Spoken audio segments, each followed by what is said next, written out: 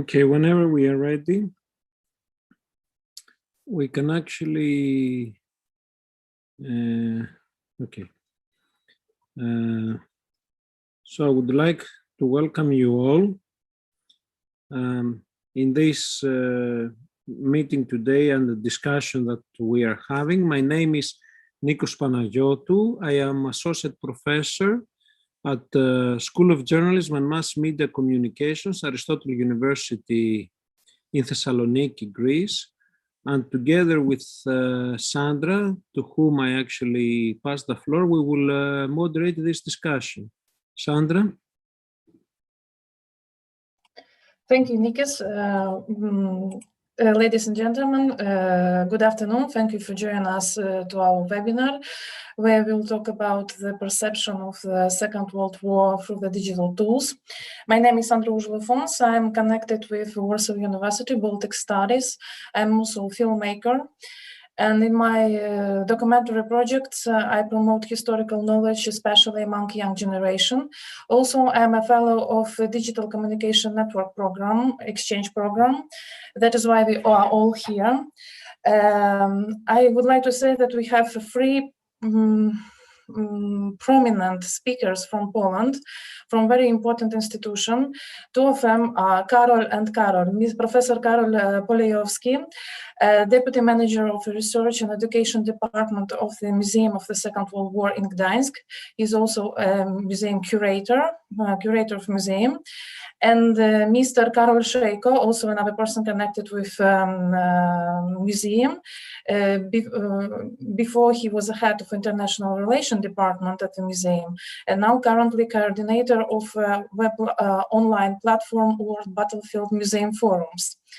And last but not least, we have Aneta Hoffmann, editor-in-chief of website Polska360.org and coordinator of educational projects of Foundation for Help and Polish Ties Kresy RP from Warsaw. So we have two our speakers from Gdansk and one from Warsaw. Nice to meet you. We will pass to our presentation. Firstly, it will be 3 presentations, and after that, virtual discussion. Please put all your questions in the chat, but also it will be an opportunity after presentation to ask the questions. So before we start, I would like to kindly ask Professor Nikos Panagiotou to tell about DSM Global. What does it mean? Yes, thank you, Sandra, and probably that was a question among the participants as well.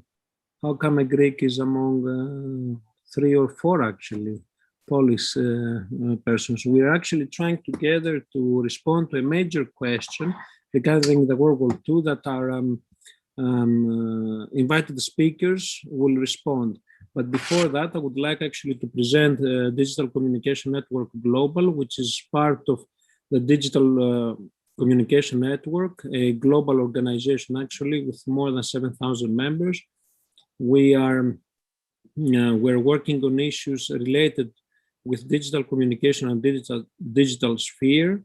We are actually encouraging, and we actually have doing a lot of research on issues of disinformation, of memory, of hate speech, of media literacy.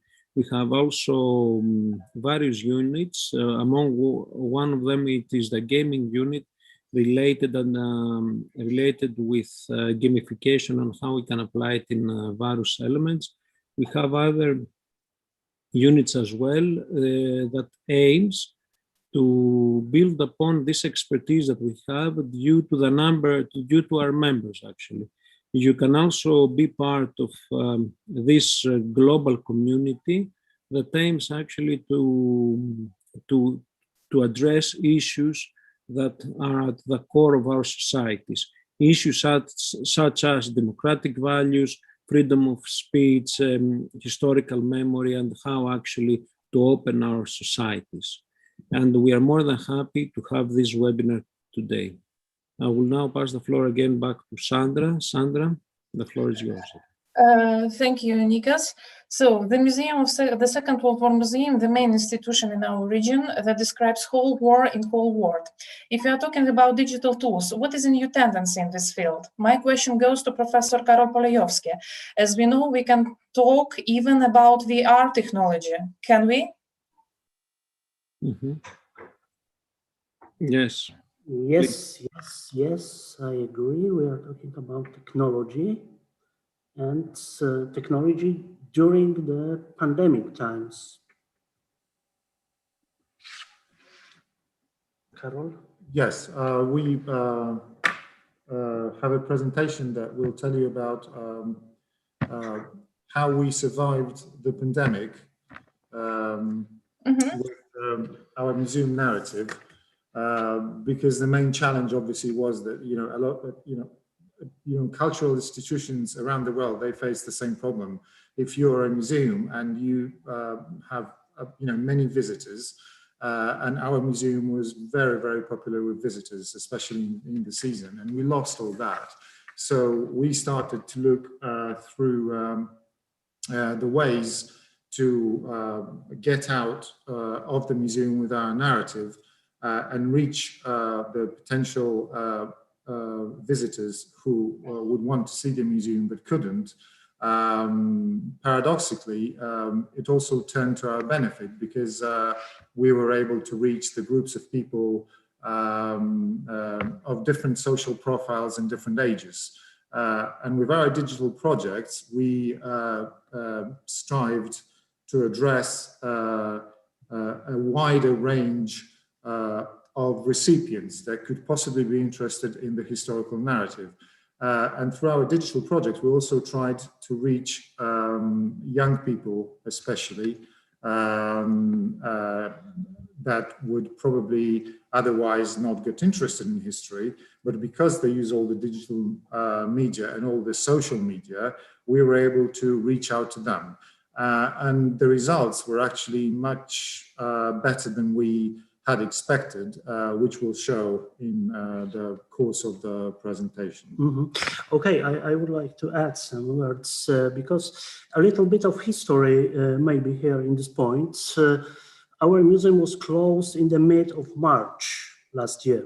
Yes, and the decision was taken during 2 days by the director of our institution. So our main purpose was to relocate, I can say, yes, all our activity into the internet, into the social media, for example. Of course, before the middle of the March, we used extensively internet sites, Twitter and Facebook, of course, yes, but now it was our main tools to talk about the Second World War, yes.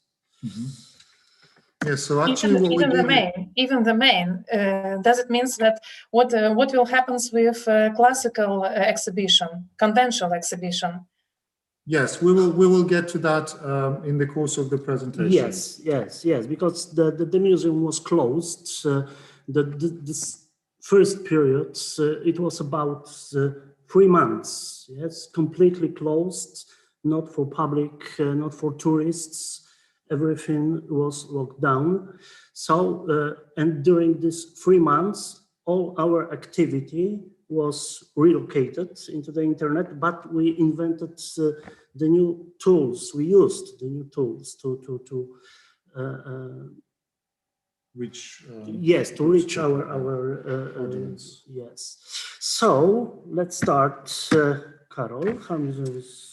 Okay, so first of all, just the first slide tells about how we actually came up with the idea and how we implemented this project. And we wanted, obviously, to continue as regular our historical narrative and our educational and promotional activities. So we decided, first of all, to do a proper market research. So with our promotional department, they implemented a procedure through which they actually probed the needs of the digital market and the needs of different groups of recipients. And based on that, we were able to come up with a number of projects.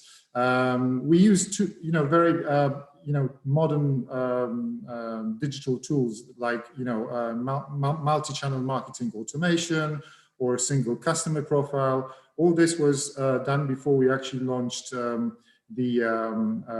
digital projects. And what was really groundbreaking is that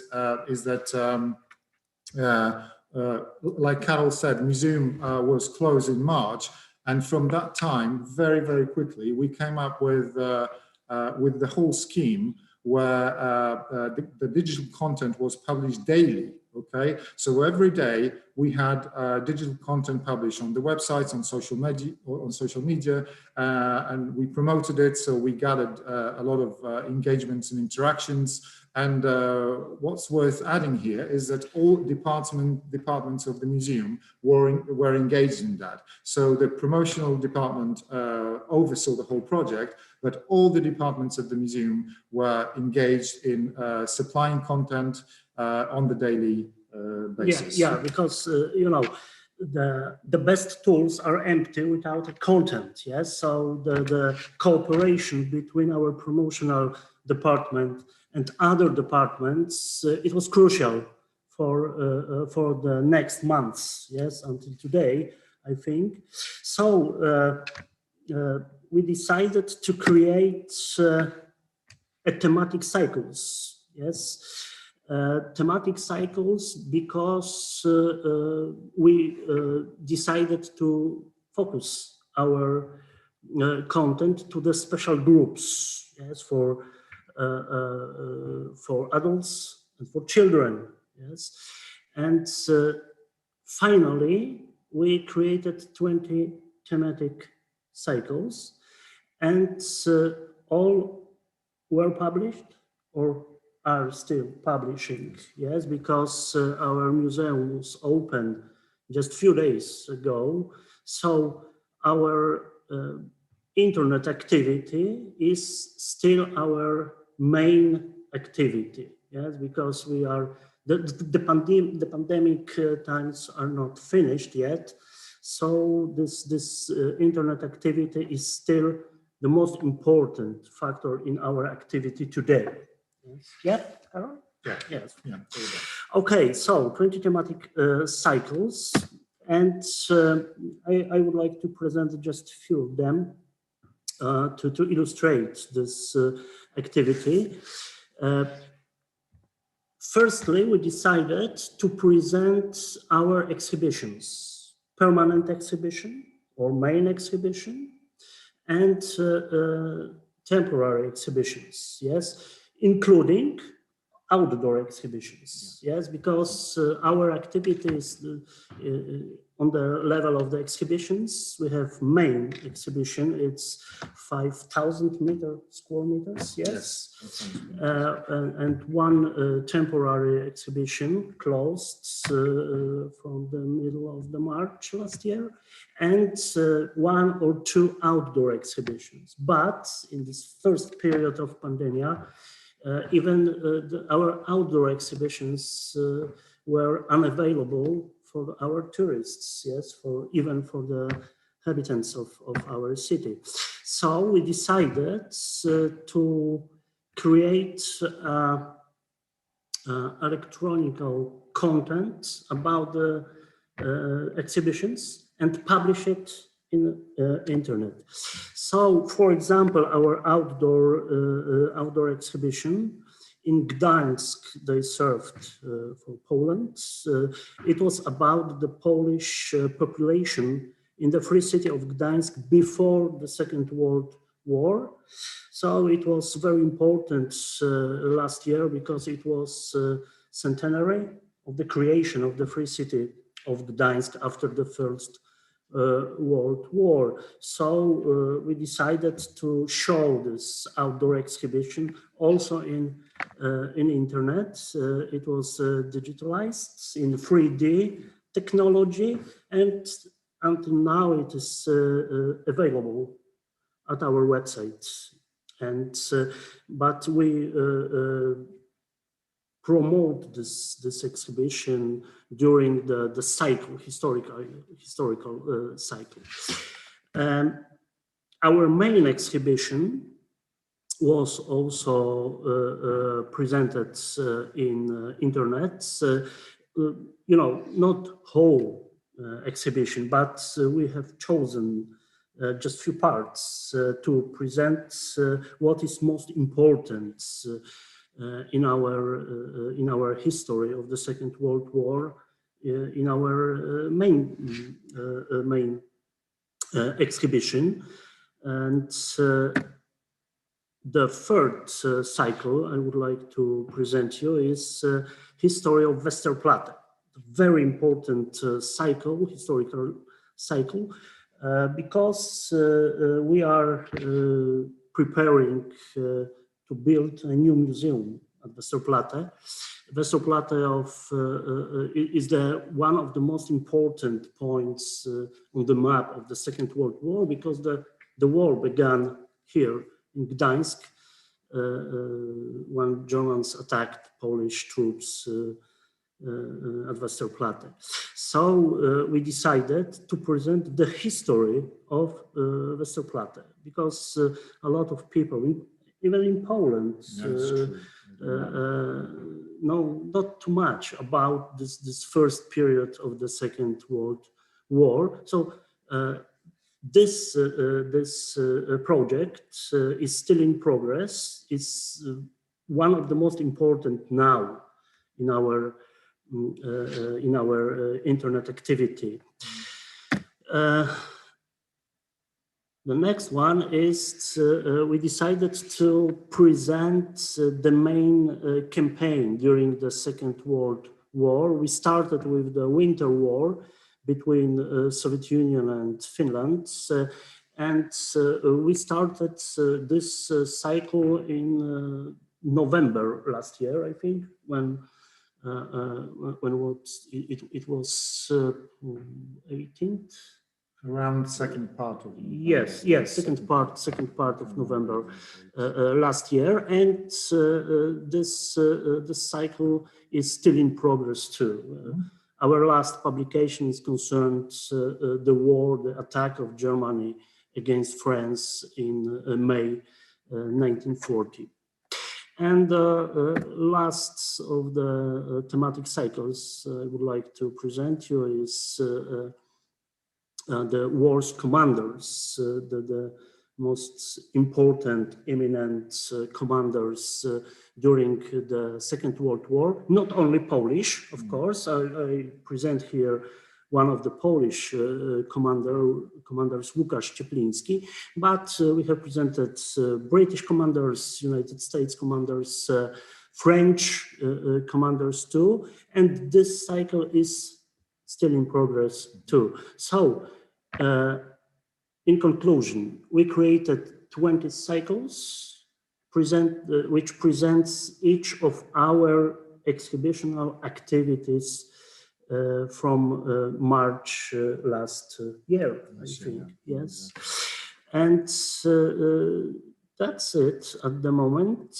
And you make it Instagrammable, yes? And you make it Instagrammable, all these exhibitions. Yes. We used all tools which are available, yes. And after first 3 months, it was a huge success. Until now, it was more than 35 million of users which visited our social media and internet site to population of the country. Yes, it's almost it's enormous. It's enormous. Yes, thank you. Karol, next part, please. Yes, thank you, Karol. So Karol, I just told you a little bit about history and thematic historical cycles, and I will come back to this digital historical popular history project, because as I said, we wanted to not only address people who would have visited the museum but couldn't, but also wanted to extend that range onto people that would maybe not normally be even interested in history, but we could target those people, especially the younger generations, through digital media and tools. So definitely we did have to invent new means of communication, new platforms to outreach with the Museum of the Second World War narrative in a more kind of, I would say, friendly, historical user way. Okay, so more people viewing the museum's content in a given time. So which one is it? Yeah. So we decided that you know, we designed digital projects, and you can see here 5 of them, and those are the main projects. And believe me that each of those projects took a lot of work, a lot of hours of work, or days even of work, with a lot of people working on them from different departments. Of course, the most important are the World Battlefields Museums Forum platform, Westerplatte, which is the educational tool, digitalizing of museums collections, museum lessons online, and our very, very exciting time travel educational game based on museums' actual exhibition that the people couldn't see because of the pandemic. Just quickly going through those projects, the WBMF online platform. This was after we have had to cancel the World Battlefields Museums Forum in the year 2020, which was supposed to be the second edition of the forum, with 30 institutions from around the world visiting for a conference on battlefield management and commemoration. So we decided to do the WBMF platform online. And like I said, COVID prevented the conference from happening. We hope it's going to happen next year.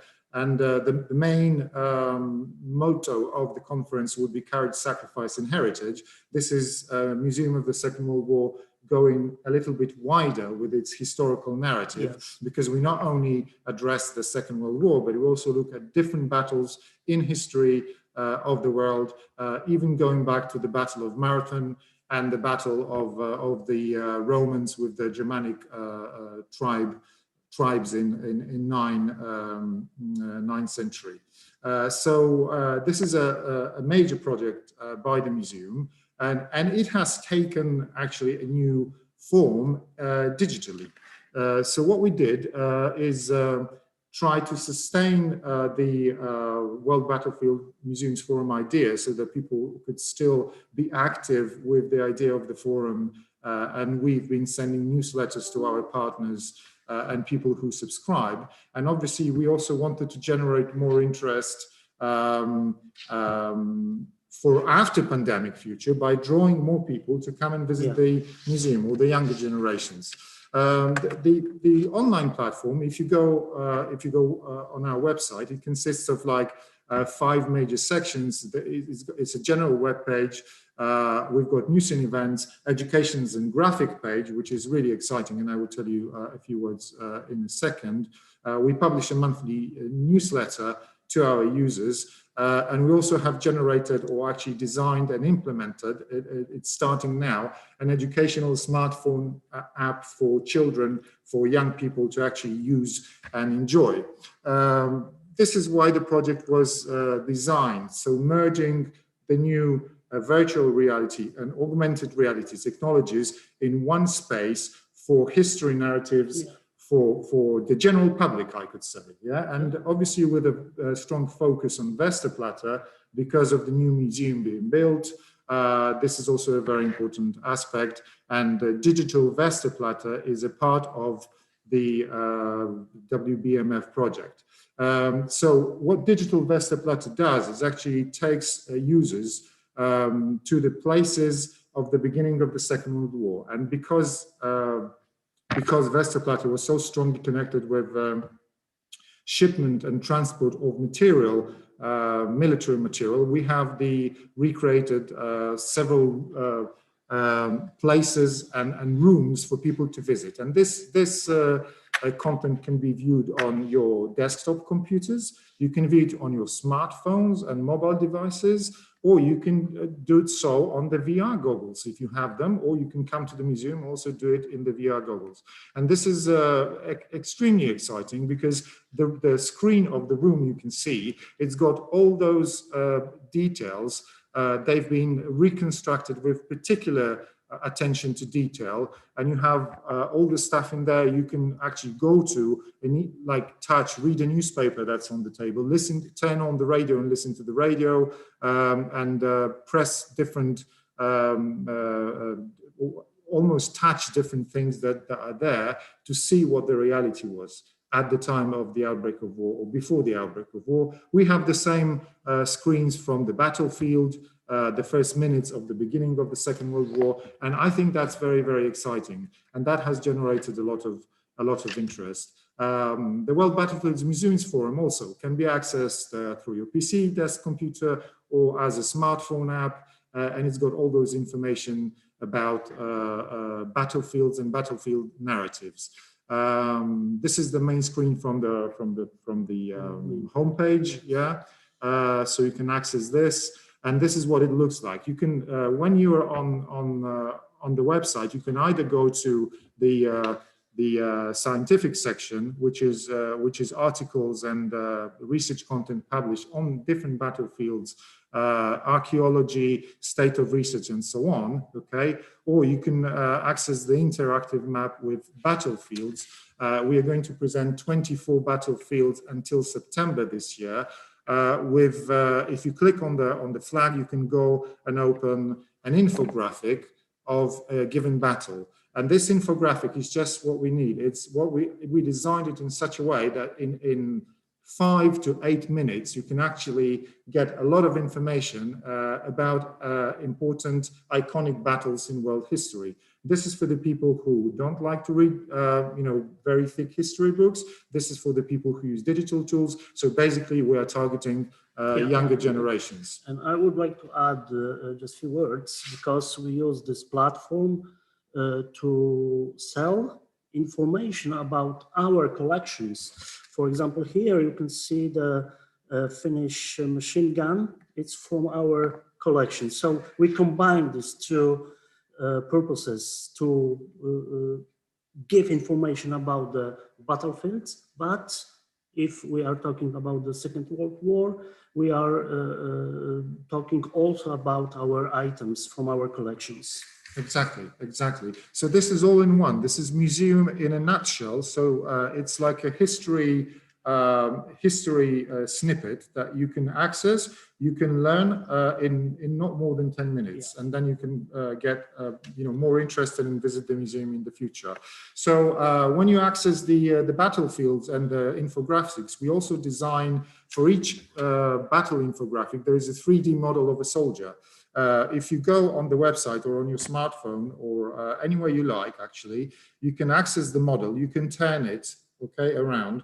This is actually a 3D model, and it's got different hotspots. So you can actually press on a hotspot, and the information pops up with the equipment, the type of battle dress, the type of the helmet, or the unit that the soldier came from. We have also launched digital battlefield panoramas, and this is what you see here, where you can access Westerplatte, the entrance part of the Westerplatte Peninsula, and it's all kind of interactive and 3D, either in VR or augmented reality. This is really very exciting. Yeah. And of course, the app has been designed for WBMF. That is launching now, so it's going. Within a few days, you will be able to access an app with all the content that I've already said about, and this will also send us for the. This will also serve us as an agenda of the upcoming next year's conference, I hope. And last but not least, we have also decided to promote the battlefield subjects more in an audio form. So we also have come up with the idea to produce 6 podcasts about individual battles with our partners from our partners museums that work with the World Battlefields Museums Forum, with independent experts, and with people from our museum. So, for instance, my colleague here, Karol Polejowski, takes part in one of the podcasts, and the podcasts are launching in June. So every let's say 3 weeks there will be one. So we strongly encourage you to actually log in and listen to those podcasts as well after exploring our pages with digital content. So the statistics data, we are very happy to see the statistics data because we have recreated 140 digital objects. For the tech geeks, 2 terabytes of data has been generated by the users. We have all the 3 technologies available. We have 8 working outside professionals, outside of the museum professionals for designing and launching and implementing those projects. And this was also engagements for the WBMF online project. So we have 1.6 million in Polish, almost 1.3 million users in English, and you can see that the numbers here are I would say fairly impressive, and this is great work done here by all the people in the museum, by all the departments, by all the professionals to actually bring out that content and to generate such interest for those digital projects. I think this is really an achievement. Digitalizing the museum's collections. Yes. Okay, this is also something that Karol can tell about. Yes, when the museum was closed, the main question was in which way we have to show our collections. So the best way is to digitalize this and to present in the internet, like Karol said before. The different projects were prepared.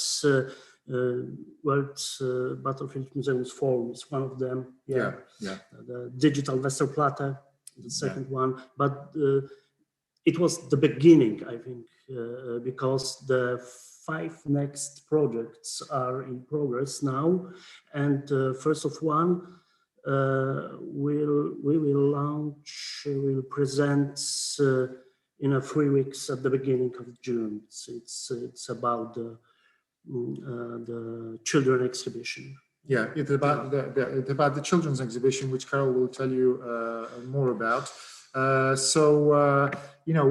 We've also used the very modern digital communication platform, which is Sketchfab.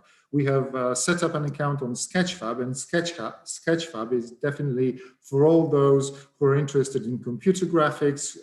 You can find different sorts of graphics there, also graphics relating to history, and our projects have generated a great success. We've received a distinction, okay, in the startup, the best technology solution for the digital Westerplatte, okay. The graphics on Sketchfab came up as 10 best projects in the world in the cultural and historical heritage in 2020. That was the selection.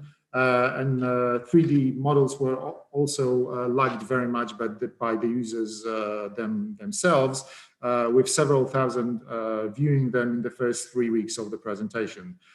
So we've used all the digital tools to actually go out of the museum with the historical narrative and actually inundate our users with historical content. And this proved very effective because 35 million or more people viewing this content is really an impressive number. And for instance, on Sketchfab alone, we've had more than 200,000 people viewing our presentations, and we are working to increase that number by digital promotional campaigns as well. So we're still working on that, although we have opened a few days ago. Yeah. Mm-hmm. So our first educational project, which started in February. Yeah, in February. February this year, during the winter holidays in Poland. It was an educational game, Westerplatte, the first battle of World War II. And we created this game for young people, because Karol said about our projects, Sketchfabs, these projects are mainly for the young people, I think, because our purpose is to show the Museum of the Second World War as a very attractive point for young people. Yeah. So for the students from schools, this game about Westerplatte was created, and it was our first project in this year. We finished it, and in February we started with this. And the total number of user engagements in this game was more than 270,000 young people. It's very good, good number, very huge success, I think. And the second project, which we will present very soon. Very soon, at the beginning of June. It's actually ready for presentation. Ready, it's just waiting the final approval. Yes, and it's time travel based on our children's exhibition. Our children's exhibitions is especially prepared for the families with children, because the main question very often is our main exhibition presents very brutal, sometimes very brutal, difficult content. Yes, content. So how to resolve this problem if you are coming here with the children, small children? So we have created a special exhibition for children, and now this exhibition is digitalized, prepared to use as educational tool. Yes, you have to visit 3 rooms. Each room is from the different point of the Second World War, and you start at the beginning of September, of course, 1939, and you are going through all these rooms to finish your visits in May 1945. So you have to, we have prepared questions and answers. You have read, you can hear, and everything will be available on your computer, smartphones, and I think it will be very, very good tool for the young people, and even for the teachers in the schools. Yes. Yeah, I think this is what we're aiming at. I would just add that all the projects that you are seeing we think they have a very strong educational value. So they can be used by schools, by teachers, and we are actually working to increase more interest from schools.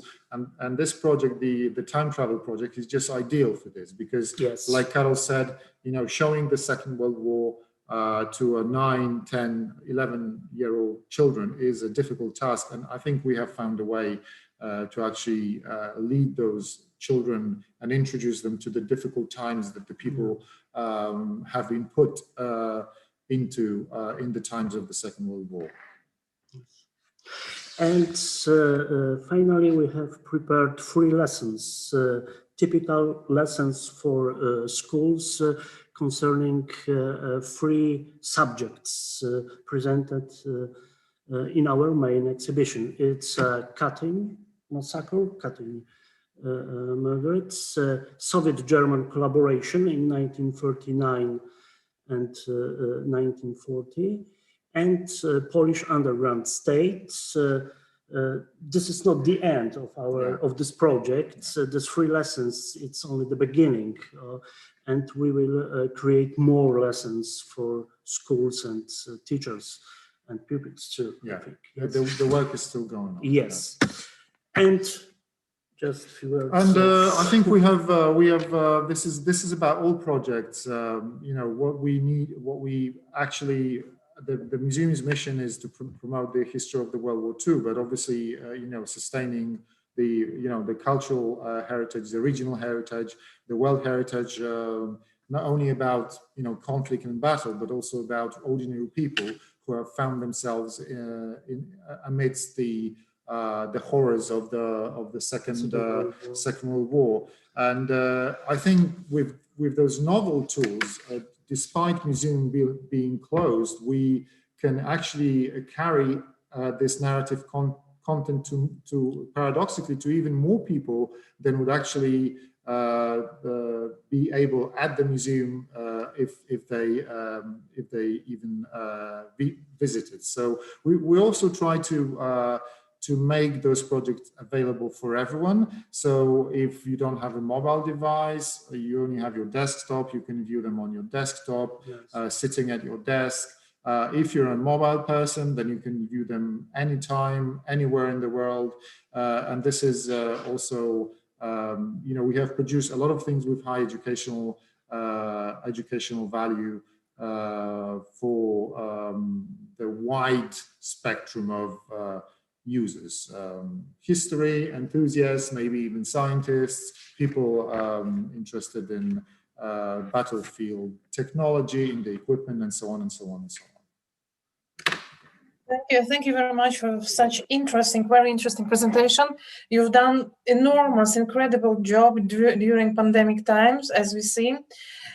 So you underline several times that the most important link between young generation and the Second World War is a digital tool.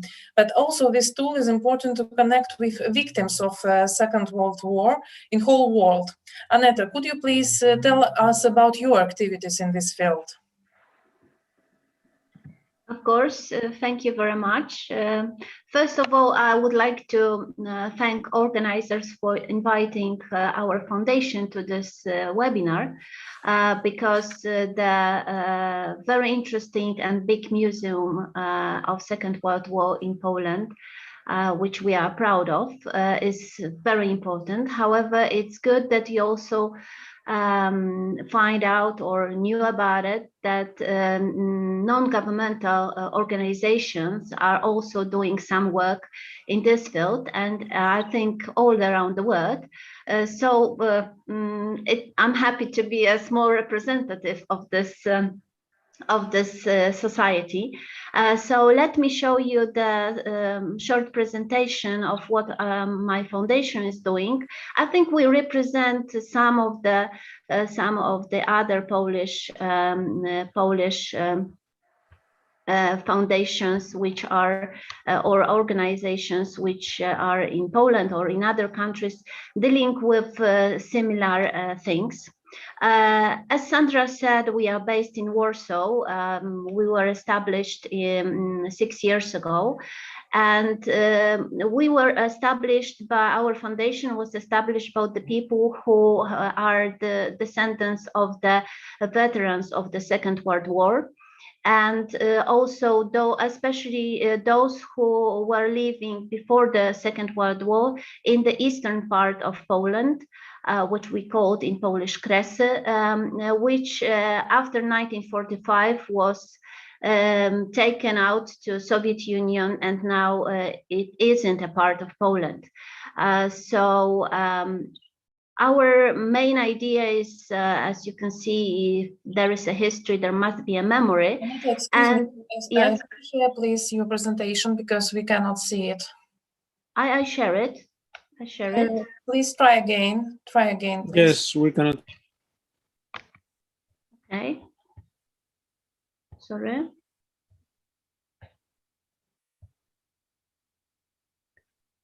One more time, please. Yeah. Mm-hmm. Just a second.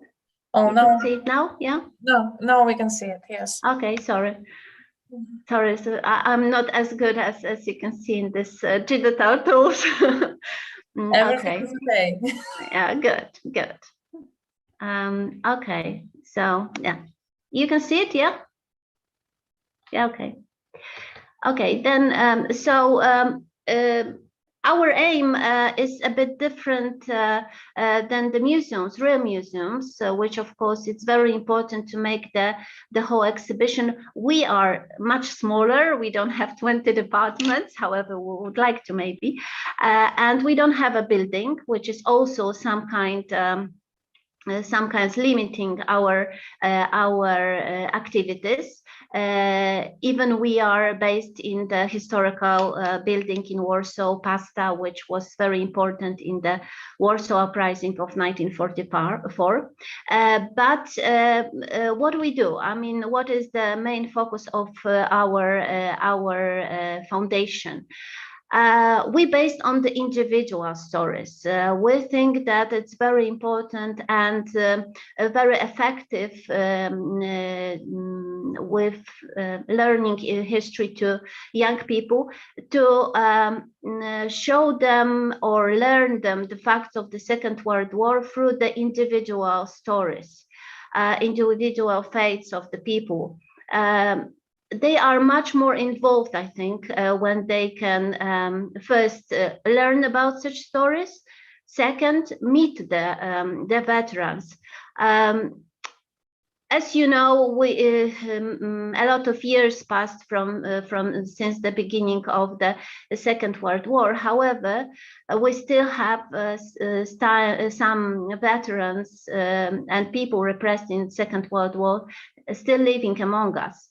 It's a big benefit, and we try to, even it's quite late, but we still want the young people to have an opportunity to meet these history witnesses, as we call them, because when they can meet face to face or through the digital tools during the pandemic times, and ask their individual questions, not only listen, but also ask their questions, what they are interested in.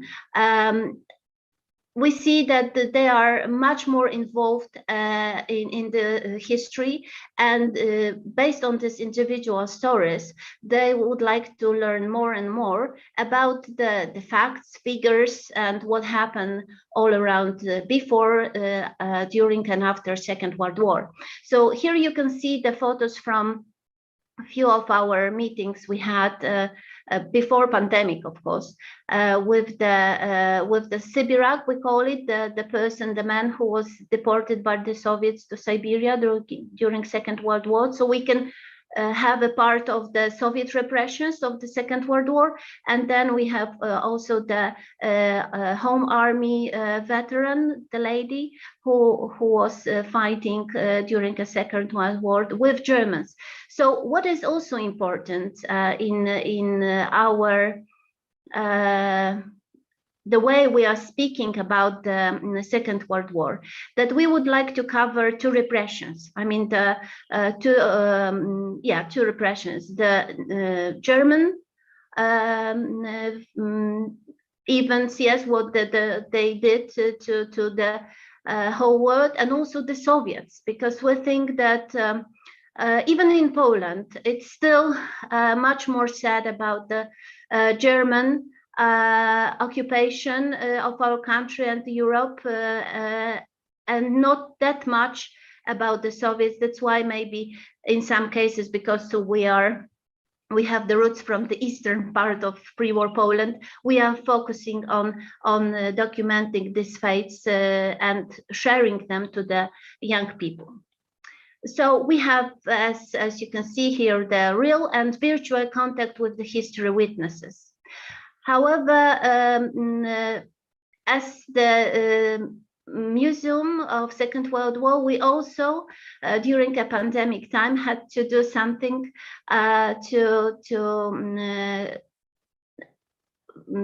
try to do such meetings and our online workshops, even during a pandemic time. And I think we passed this lesson quite well. We established as a foundation Polska 360 platform, which is the internet website, and also we are very active on Facebook as well.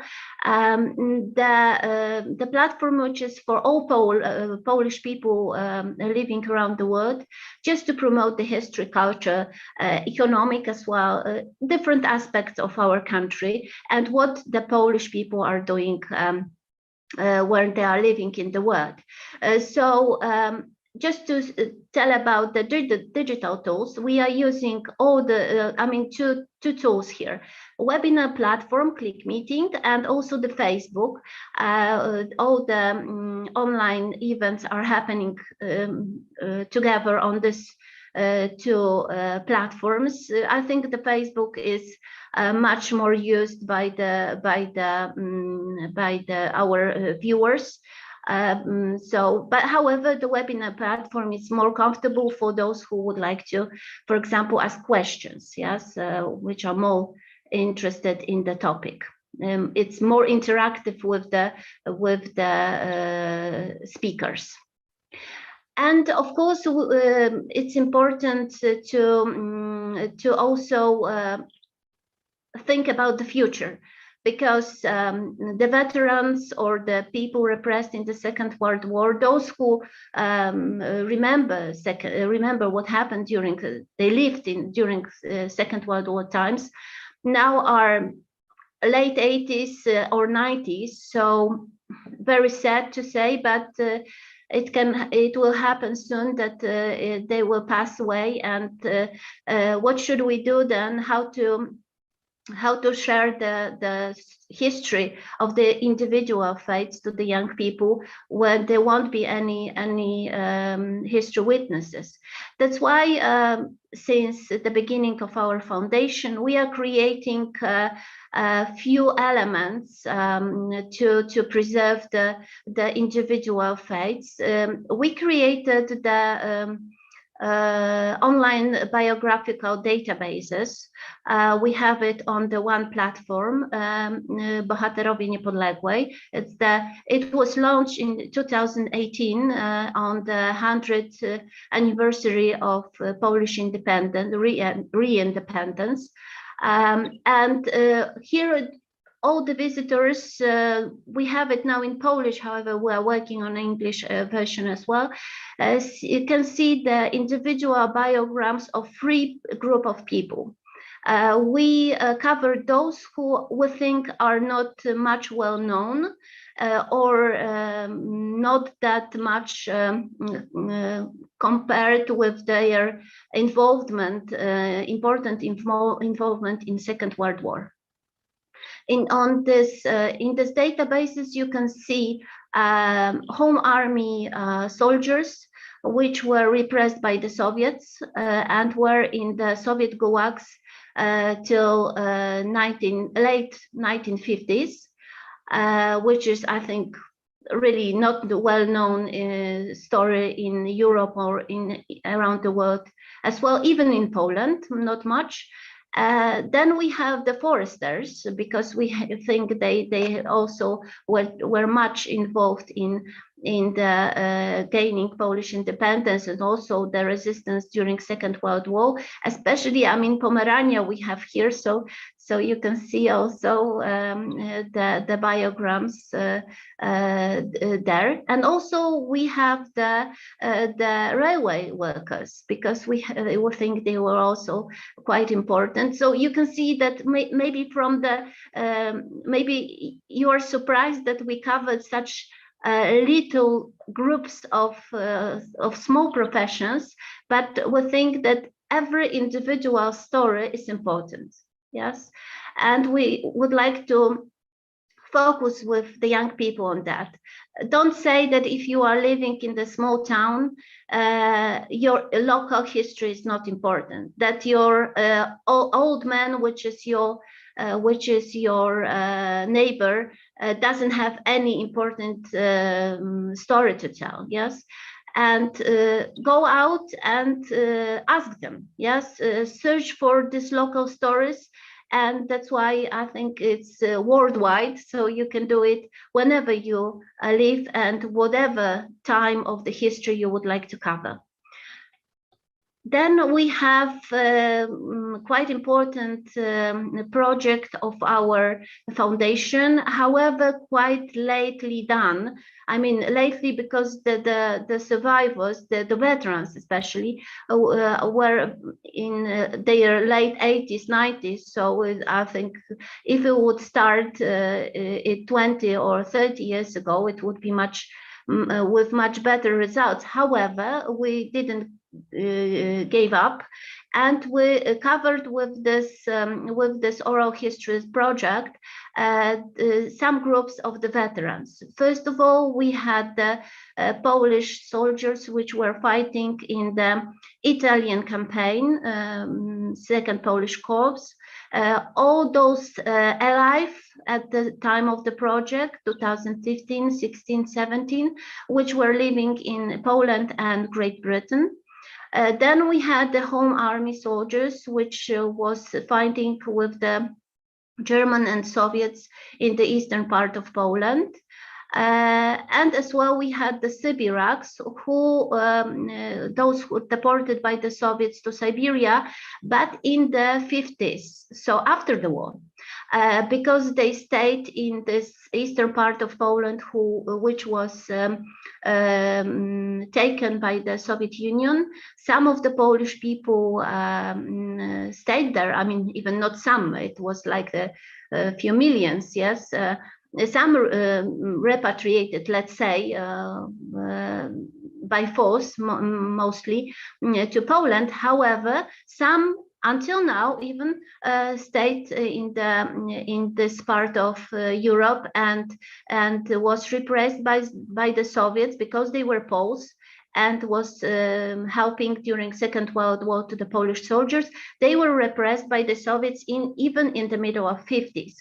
So as you can see from our history project, you can see that still, or again, we would like to cover those not well-known stories. Yes, because of course, some of those important ones are covered by the museums or other organizations, bigger organizations in Poland. However, we had such niches which we would like to cover, and we think it's important to such work to be done. We have also our exhibitions, permanent one. I mean, maybe not the permanent because we don't have a building. However, those which we present in museums or in other places on air as well, which are historical ones. But we did also the multimedia versions of these exhibitions, especially about Second World War, but also about the Polish-Bolshevik War in 1920. But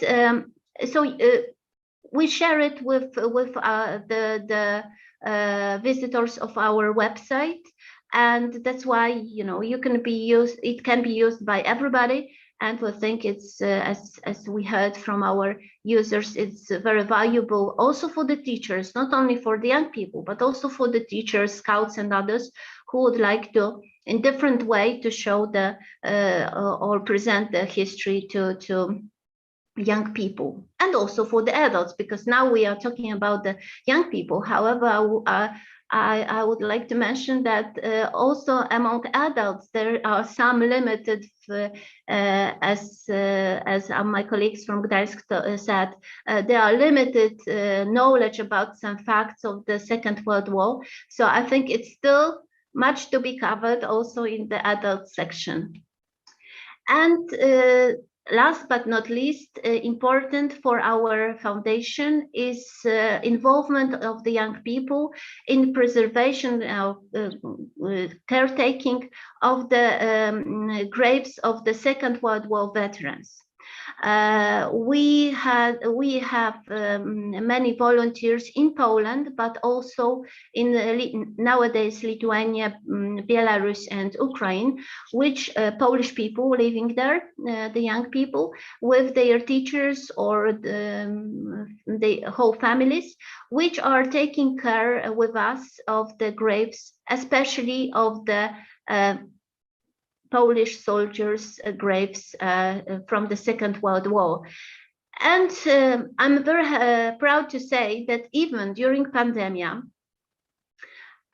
we of course had, as every year, the plans to go to Belarus and to Lithuania to help to care about the graves with the Polish young people from those countries together. However, because of the closed borders, we couldn't do this, and they didn't give up. Luckily, we were happy to have funds for this, and these volunteers, of course, just taking care of their health and all the sanitary restrictions, but they still did it. Yes, in their countries, just themselves. Yes, we had the online workshops for them, covering the stories of the people which graves they were taking care of.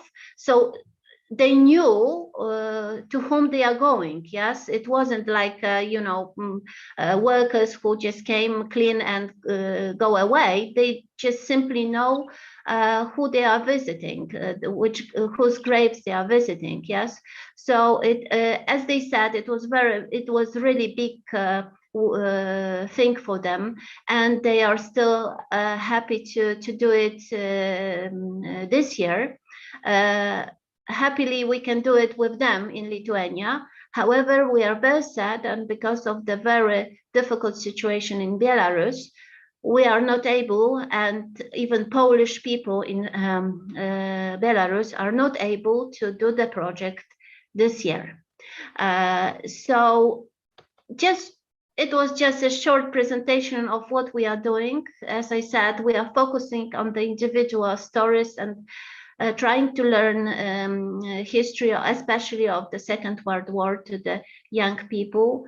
I think it's important, and I think we are a good example of the initiative of the group of the people, some ideas, good knowledge of the history, and group of volunteers, and you can really, whenever you are in the world, you can do really good things and just share it with the others. Thank you very much. Aneta, thank you very much for your very interesting presentation. Now we have a very big perspective, and from really huge scale, from museum, the Second World War museum, big museum, and the smaller museum, small organization, and non-government sector and government sector. Now we are open discussion. Yes, Nikos? Yes, I would like actually to ask the following questions. We heard about how we can actually promote this awareness through the digital communication field, but what about Netflix? Because recently I have seen some documentaries that have been produced regarding Poland and World War II. How do you think that through these documentaries can forward, especially in the younger generation, this historical approach? Or this kind of platforms. And I would add to that despite, for example, that the European Union had invested a lot in order to promote European productions, then comes Netflix that allows this creation and share of historical documentaries that seems to be really impactful. Because I have seen the ratings even in Greece. It is a TV film that people watched it. And the second question, it is that to what extent this, let's say, digital transformation from the physical visitor in the museum, firstly, opens up opportunities for smaller museums, and secondly, to what extent this trend you expect to enlarge in the near future. And the third question, I said two, but I had another one, kept it, and apologies for that. And the third question, it is, do you think all these experiments, let's say, it's not experiments, all these new futures that you both described, really impressive ones for virtual reality, etc., can be strengthen the cooperation with primary, secondary education, between museums and typical education. Thank you very much for the very interesting presentation. I just would like to emphasize here that we are running actually a research project regarding virtual reality. How can virtual reality enlarge the experience of visitors in archaeological sites and museums? And we would be more than happy to have you in these trainings and web discussions actually that we will have. Thank you.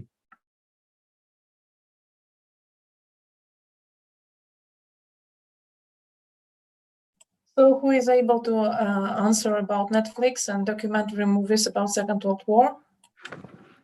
Maybe just a few words about this Netflix productions. You know, because the matter is not so simple, I think, because you have a lot of good documentaries at Netflix. For example, I remember the series about the Japan in 16th and 17th century. Very good, well done. Actually, I have no question about it. But on the other side, you have the series entitled "The Second World War in Color." I think it was something like that. Discovery. Yeah. For example, Discovery produced the series about the Second World War in color. The series with a lot of mistakes, very, very serious mistakes, historical, geographical too, yes. And, you know, the main question is who is preparing the movie for these platforms, yes. If you take historians, for example, I took part in the Canal Plus realization concerning Second World War and Killing Hitler, I think, the whole series. Yes, this whole series. So, you know, we are historians, so we are talking about the matter which we are familiar, yes. And Netflix, other platforms presents the movies which are created to interest young people, yes. But very often this is the problem with the historical facts and presentation. The institutions like museums have no possibilities to create his own movies. Yes, we have no money to create documentaries about the Second World War. So the problem is, yes, but it's not resolved by us. Yes, we have no possibilities to change the situation. It's my opinion. Yes, I would. Yeah, I would also like to add that, you know, what Karol said is right, because regarding the Nikolaos's question about Netflix and the historical narratives, I think there is a lot of stress put on the popular side of the movie, even if it's a historical movie on Netflix or on such platform, slightly disregarding the hard historical fact. And, you know, I did witness a documentary, a movie with a map of Poland during the Second World War, which contained a critical mistake. And I think, you know, the Polish foreign ministry even had an appropriate reaction to correct this, because this was, you know, a really critical, bad historical mistake. And what I would like to say is that when we do popular stuff, like, you know, we have moved the Battlefields Forum into the sphere of popular history, we do take great care for this material to be historically accurate. So this is why even the simple like infographics or the infographics that you see, all of them have been reviewed by our science department, including my colleague Karol here, so that we avoid this and we present the true image of the things as they happened in the past, whether they happened, 70, 80 years ago, or whether they happened, a few centuries ago. So, if we consider this question again by Nicholas, I think, any means to promote history is good. It's better to promote history than not to promote it at all. But I think that historians have a task here to be behind the production of a documentary movie to correct anything that might go wrong in terms of historical narrative. Thank you. Thank you. I fully agree. If I can just add something, I fully agree with gentlemen, because I was involved in the production of few history documentaries and also one movie film of the very well-known film director, and I can stress here that making a scenario, there are many times they are not focusing on the history which is behind the story. Sometimes they would like just present the, I'm not talking about the big movie films which are with the full of action and a lot of money involved, but for example with the documentaries, which they are very happy to present the people's story. However, they are not even thinking about it, how important it is just to show first to the viewer the history behind it. Yes, the background. Why, for example, this and that person got during Second World War to Siberia, or got to India, or to any place, because once I was involved in, for example, one of such documentary made by the Indian film director, and at the end, she thanks us that we help her to make this history background in her film, because it was much more understandable by the people, not only as a important, difficult but interesting story, but also they learned something from the history. So we can only, as historians, educators, or we can only ask filmmakers, just sometimes use us, and not at the end but at the beginning of your work, because we can really help you with this. There are also some very good productions which for me was the lost opportunity of saying the very important stories.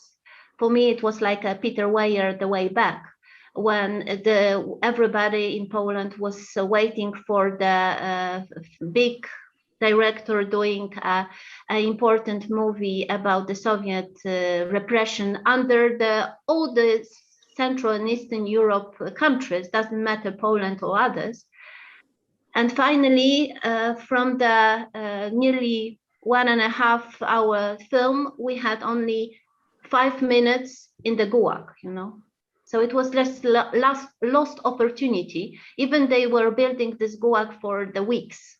So, I think that, as the gentleman said, it's important to promote history in different ways. Also, the film is very good. However, sometimes it's really missing the clue and the facts. So the filmmakers should really be very conscious about it. So Netflix is very popular among young people. So from one side, it's good that they are watching it. From another, hopefully they will be watching the right ones. Yes, the good ones. Yes, thank you. Thank you, Aneta. We have one commenter from Matt Martinez. These presentations are very interesting. I will definitely look everything up. My family are history enthusiasts. I appreciate the opportunity to take a look. Thanks, Matt Martinez, for this feedback. Agree. Aneta Budziszewska from Warsaw. Also, congrats for a very interesting presentation. The enthusiastic approach towards maintaining the visual side of history of the Second World War Museum is clear. I'm also impressed by the action of the Gdansk Museum took in order to digitize its resource during pandemic time. Job well done. Really, job well done. Thank you. Thank you. Yes, I have also one question. Do you know about any scientific research about perception of the Second World War through the digital tools? Have you heard about it? Can you repeat the question, please? Yeah. Do you know about any scientific research about perception of Second World War through the digital tools? Exist or not exist? Have we heard about this? I think not yet, maybe. Probably it's a new field, and it's a task for scientific research as well. Now we have a very good impact context because you already show us how large is scale and how important are digital tools, and really now it's a work for researchers, I think.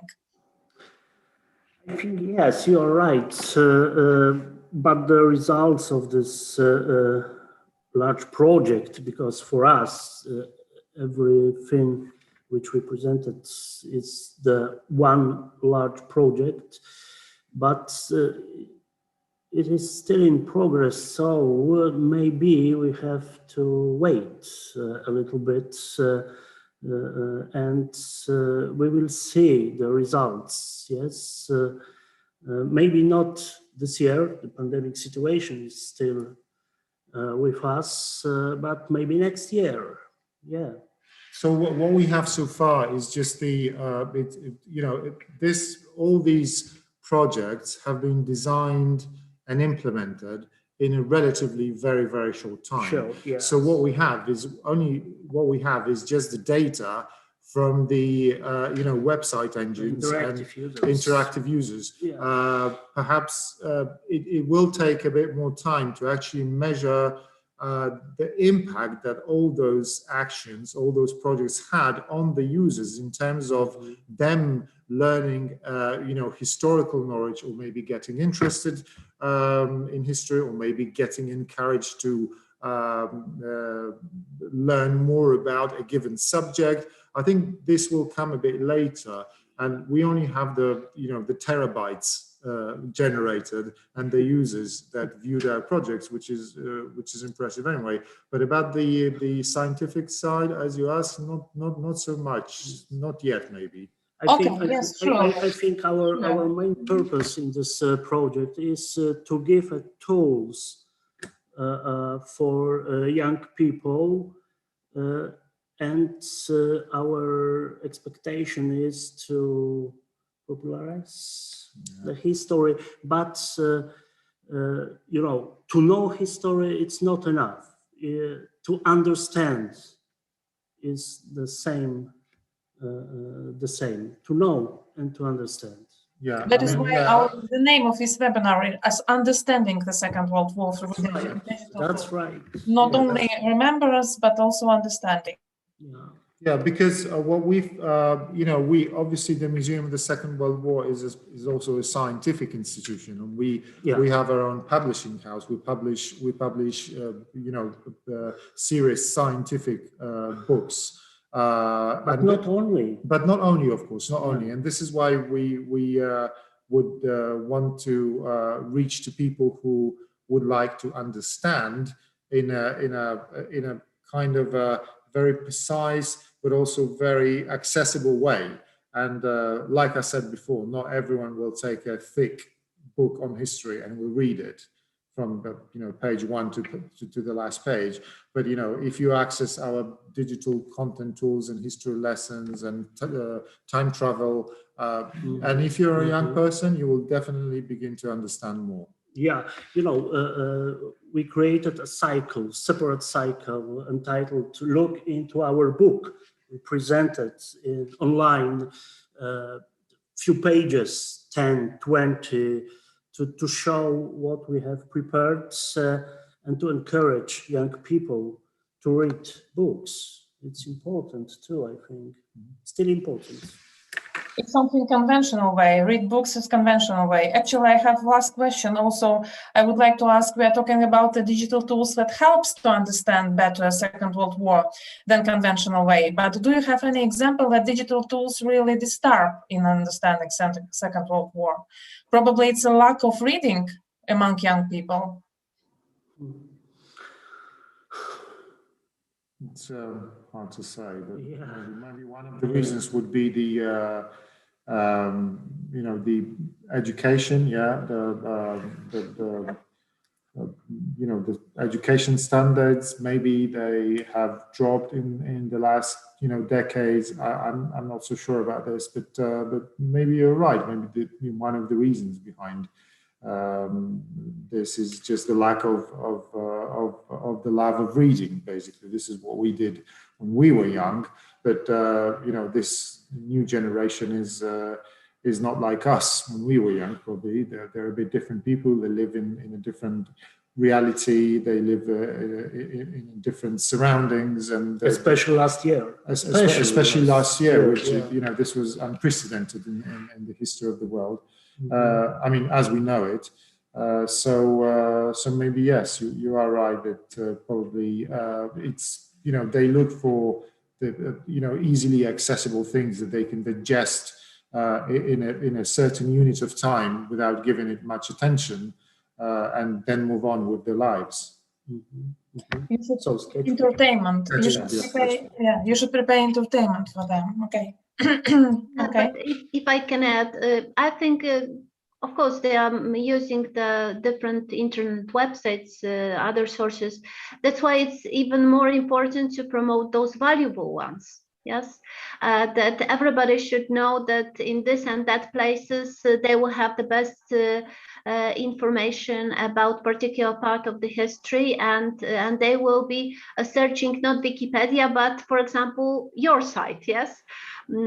So this is first, and second, I think it's very important also to just to sometimes fill the white places of the internet where it's really quite difficult to find important things, as you said, in the very easy and short way, put it, with the important facts. Because if you are bored with searching for some facts, I say it from our field, that if you are talking about not well-known stories, then it's not so easy to find it over the internet. Yes, and if somebody cannot find it and have to dig it out quite long, then they are just simply giving up.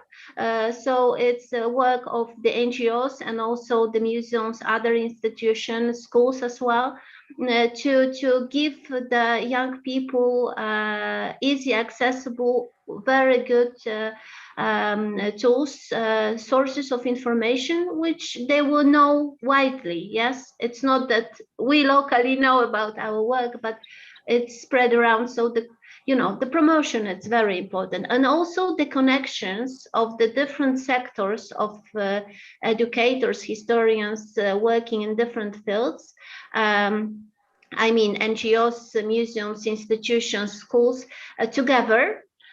So we have some kind of exchange. Yes, we are supporting one and the other. So, and also from the other countries. Yes, when we are, for example, at school, teachers talking about the Czechoslovakia, for example, or Latvia, it would be great to have somebody from those countries talking to children about their faiths. Yes.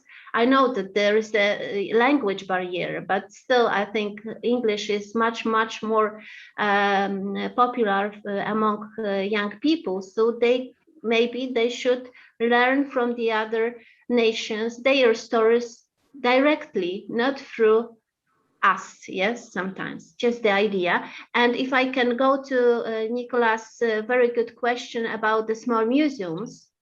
Yes. Maybe not a professional work of the museum, but rather the visitor. I think, Nicholas, that it can be a really good opportunity for the small museum to get much more promotion if they will have the funds to make their in many cases very valuable collections digitized.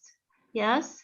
However, I think the financial problem can be here very, very difficult, yes, for them. Maybe not even technical, because it doesn't have to be a huge team of people to make a digitalization. However, I think the finances can be here difficult. But I hope our countries will see it as, or European Union even will see it as an important heritage, yes, and will support such museum as well. Thank you. Yeah, I would like to add that it's totally true what Aneta has said, because what I can tell you is that, designing one 3D model of a person or a soldier takes several hours or several days or even weeks of work, okay? And it's rather expensive. So computer graphics is still very expensive at the time we're in. And for those smaller museums, it could be simply impossible to actually invest a lot of funds into digitalizing their collections or producing some digital content that will be attractive to the users. And this is another question of actually obtaining funds from different, I don't know, government or non-governmental organizations, or from sponsors, even looking from sponsors. So here we do touch upon this very interesting subject, merging culture and sponsorship. So, culture is reliant on business to promote digital content, and this is another area that for a separate webinar, I suppose. Yeah. Thank you very much, Nikos. Shall we? Yes. Mm-hmm. I would like to thank you very much. If there are any other questions to be asked or to discuss, so I think that we can now close the session. Sandra, do you wanna I can just give a description of the event, and then Sandra will have the final word. So this event was organized by University of Warsaw, Baltic Studies, Digital Communication Network, and the World Learning, which is part actually of DCN's ideas, we call it in action, with the aim to digital engage and upbring such an important issues as this one, commemorating actually World War II, and especially to upbring unseen, I would say, stories, because we heard a lot about Normandy, etc., but we missed very important aspects. Now I will take off my hat as a professor, and I will say that I was really enlightened and I was really happy to have this discussion, and thank you very much for the speakers. DCN is supported by the US Department of State's Office of Citizen Exchanges, and to whom we're really thankful in order to support this work that has been done. I would like to thank the speakers, because it is among these discussions and groups that bring us together in order to discuss something that is very close to us and something that unites us. The war against totalitarianism, it has been referred to before regarding the current situation in Belarus, and the quest for democracy. Thank you very much. I would like to thank you also to our speakers, because we can say that Sandra, I'm sorry for the interruption, and Sandra as well, because Sandra, it was the one that brought together this panel. Sandra, I'm sorry. Thank you very much as well. I have nothing to add to what Nicholas said, but I would like to say that it's marvelous that we have in Poland. We are from Poland, but we can discuss about topic World War II and spread it to whole world. And it's very interesting that we have such kind of discussion in this from this point of view as well. Thank you very much, Professor Karol Polejowski, Szejko, and Aneta Hoffmann. Thank you very much for your presentation and for time. and for all participants as well, because and for your comments. It's very interesting to have such discussion. Thank you very much. Thank you so much, and yeah, we are really honored, and we are really happy to have taken part in this webinar. Thank you very much. Thank you very much, Sandra, for your job to organize this session, and Nikos for chairing the session. Thank you very much. Thank you. Thank you. Thank you once again for giving opportunity also for NGOs to join this important webinar. Thank you very much.